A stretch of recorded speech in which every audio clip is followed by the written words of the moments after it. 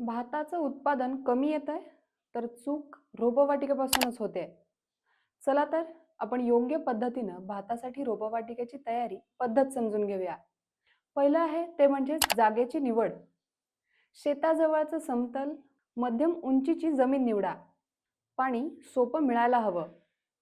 दुसरं आहे ते म्हणजे जमीन तयार करा. गवत, कचरा काढा, नांगरून चिखल तयार करा, पण फार खोल नको. तिसरं असं ते म्हणजे शेणखत घाला.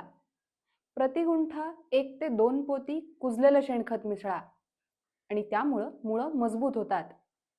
चौथं आहे ते म्हणजेच बीज प्रक्रिया करा. बीज 24 तास पाण्यात मिसळा. मग ट्रायकोडर्मा आणि थायरमची प्रक्रिया करा. पाचवं आहे ते म्हणजेच बियांची पेरणी. चिखलात बी फेका. अगदी समसमान आणि दाट नको.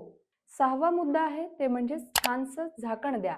बीवर थोडी चिखलसर माती झाकण्यासाठी घाला. उगम चांगला होतो.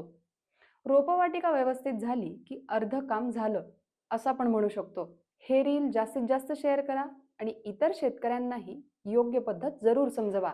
अशाच माहितीसाठी नक्कीच फॉलो करा पालवी ॲग्रिको. धन्यवाद.